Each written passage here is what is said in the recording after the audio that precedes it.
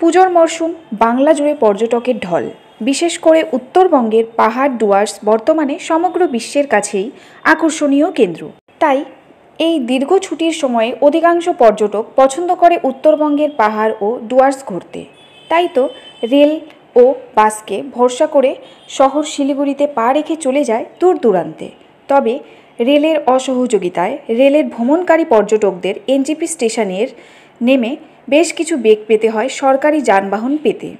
অগত্যাই বেশি ভাড়া দিয়ে বেসরকারি গাড়ি করে ছুটতে হয় গন্তব্যস্থলে।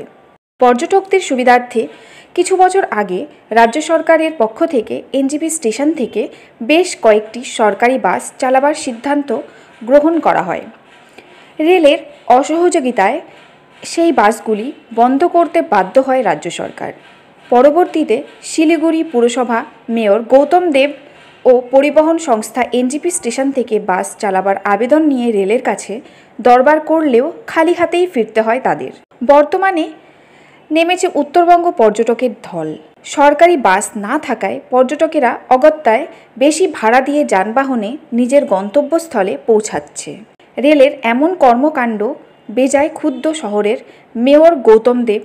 এবার যদি রেল তাদের দাবি মেনে সরকারি বাস চালাবার অনুমতি না দেয়, তাহলে উত্তরবঙ্গ রাষ্ট্রীয় পরিবহন, পর্যটন ব্যবসায়ী, শহরের সাধারণ মানুষ ও পুরসভার জনপ্রতিনিধিরা এনজেপি রেল স্টেশনের সামনে ধর্নায় বসবে। শনিবার এমনই রেলের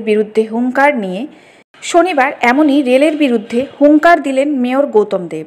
তিনি জানান, ফের আরও একবার রাজ্য সরকারের পক্ষ থেকে বাস চালাবার বিষয় নিয়ে রেলের সঙ্গে আলোচনায় বসা হবে।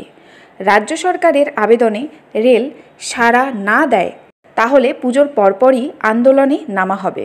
চেয়ারম্যানকেও ডাকবো, আমি নিজেও থাকবো, আমাদের অধিকার কাউন্সিলররা থাকবে, ট্যুরিজমের সাথে যারা যুক্ত আছে, ট্রান্সপোর্টের সাথে, তাদের নিয়ে আমরা ওখানে ধর্নায় বসতে হবে।